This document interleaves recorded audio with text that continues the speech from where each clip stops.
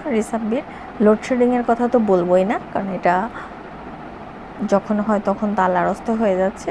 এখন একটু আছে, হয়তো ছুটির দিন, এই জন্য আজকে একটু আছে, আদারওয়াইজ তো পাওয়াই যায় না বিদ্যুৎ। তো আমি মূলত বলবো যে তুমি বলেছো 500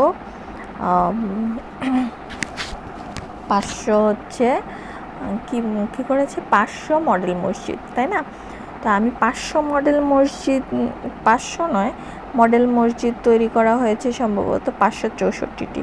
তা আমি সেটা নিয়েই কথা বলবো। মূলত উদ্দেশ্য, তুমি একটা পরিচিত মুখ, তুমি যদি কিছু বলো হয়তো বা সেটা তারা জানবে। আমি তো এতটা পরিচিত মুখও না, পরিচিত ভয়েসও নই যে আমি বললে কিছু জানবে বা শুনবে অথবা তার কাছে পৌঁছবে। তো আমার কথা হচ্ছে যে মসজিদে জিরার কথা, যেহেতু তুমি মুসলিম অবশ্যই হয়তো বা জানো, আর না জানলেও গুগলটা একটু দেখে নিবে। মসজিদে জিরার কথা আছে, মনে আছে? তো এখনকার 564 যে মসজিদটা হয়েছে, মডেল মসজিদটা, এটাও মসজিদে জিরার আদলেই হয়েছে। তা আমরা যেটা বুঝি যে এই মসজিদের জিরার আদলে যেটা হয়েছে সেটা সেম কাহিনী। যেমন আমি বলি, মসজিদের জিরা এর অর্থ হলো, এর অর্থটা এখন আমি খুঁজে পাচ্ছি। এর অর্থ হলো বিভেদ সৃষ্টি এবং ক্ষতি সাধন, মানে যা ইসলামের প্রাথমিক যুগে মদিনায় মুনাফিকরা মুসলমানদের মধ্যে বিভেদ সৃষ্টি, ক্ষতি সাধন এবং কুফরি প্রচারের অসৎ উদ্দেশ্যে কুবা মসজিদের কাছাকাছি নির্মাণ করেছিল। কুবা মসজিদের কাছাকাছি ওই মসজিদে জিরারটা নির্মাণ করেছিল।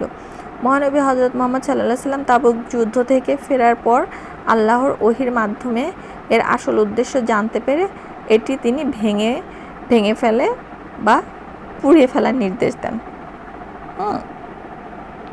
ভেঙে ফেলা বা পুড়িয়ে ফেলার নির্দেশ দেন। তো মদিনার কিছু মুনাফিকদের চক্রান্ত যেটা ছিল, মদিনার কিছু মুনাফিক ও কুখ্যাত আবু আমের আল রাহিবের প্ররোচনায় এই মসজিদটি তৈরি করা হয়। মূল লক্ষ্য ছিল মুসলমানদের ঐক্য নষ্ট করা, তাদের ভেতর দলীয় কোন্দল পাকানো এবং ক্ষতিকর তৎপরতা গোপন কেন্দ্র হিসেবে ব্যবহার করা। যেমন এই যে আওয়ামী লীগের দলীয় কেন্দ্রের ভিতরে বিষ ঢুকিয়ে দিয়েছে, তারপরে কোন্দল করছে না, নিজেরা ওদেরকে দিয়ে তো করাইছে, কারণ ভেতরের লোক না হলেও তো আর এগুলো করা যায় না। তারা নবীজির কাছে বলেছিলেন যে অসুস্থ ও দুর্বলদের সুবিধার জন্য এবং বৃষ্টির রাতে ইবাদতের জন্য এটি বানানো হয়েছে, কারণ দূরে গিয়ে তাদের ইবাদত করতে ওই সময় কষ্ট হয়, কাছে হলে তারা ভালো ইবাদত করতে পারবে, এবং সেই উদ্দেশ্যে সেটা বানিয়েছে। কিন্তু উদ্দেশ্য তো একটাই ছিল, কোন্দল করা, নবীজির পিছনেই লাগা। এই মসজিদটি সম্পর্কে পবিত্র কোরআনে সূরা আত-তাওবার 107 ও 108 নম্বর আয়াতে মুনাফিকদের চক্রান্ত ফাঁস করে দেওয়া হয়। নবীজি সাল্লাল্লাহু আলাইহি সাল্লাম সাহাবীদের নির্দেশ দেন এবং তা ভেঙে ফেলা হয়। বর্তমান ধারণার প্রয়োগে, যেটা শরীয়তের দৃষ্টিতে কোনো এলাকায় মুসলমানদের বিভক্ত করার এবং বিভেদ তৈরির অসৎ উদ্দেশ্যে কিংবা লোক দেখানোর জেদ ও অহংকারবশত কাছাকাছি আরেকটি অপ্রয়োজনীয় মসজিদ নির্মাণ করা হলে তাকে নীতিগত মসজিদে জিরার সাথে তুলনা করা হয়। তা আমিও তো সেটাই বলছি যে মসজিদে জিরার হচ্ছে 564টা মডেল মসজিদ। তো এখন আমাদের কি করা উচিত? আমাদেরও সে মসজিদে জিরার মতো এই মসজিদগুলো ভেঙে গুঁড়িয়ে ফেলা দেওয়া উচিত অথবা পুড়িয়ে ফেলে দেওয়া উচিত, যেটাতে বসে তবলিগ করে আর ষড়যন্ত্র করে। এগুলো তো রাখা ঠিক না। মসজিদ হওয়া চাই 3-4 গ্রাম মিলে একটা মসজিদ হবে, মন্দিরও হবে 3-4 গ্রাম মিলে একটা মন্দির হবে, খুব বেশি না। যত বেশি জিনিস তত বেশি সমস্যা। তো আমাদের এই সমস্যাগুলো আমরা নিজেরাই সৃষ্টি করেছি। কে ওনাকে এই বুদ্ধিটা দিয়েছেন এতগুলো মডেল মসজিদ বানানোর?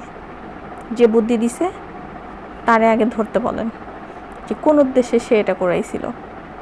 এই কোন্দলগুলো করার জন্যই ভিতরে কোন্দলগুলো করাইছে, ভিতরে মানুষগুলা হাত করছে, আর এই যে চাকরি বাধা দিছে যত সব। আরও বলতাম, কিন্তু বাহিরে লোক উঠে গিয়েছে ঘুমে, কারণ এগুলো তো বললে বিপদ। তা আমি তো এগুলো প্রকাশ করি না, বলি না। আমি এই জন্য চুরি করে 2-1টা ভিডিও যা বানাই আমি সম্পূর্ণ বানাইতে পারি না। তো তোমরা পরিচিত, আশা করি তোমরা বুঝবা আমার কথাটা, আমি যেটা বলছি এটা তার কাছে পৌঁছায় দিবা। এতগুলো মসজিদ আমাদের প্রয়োজন নাই।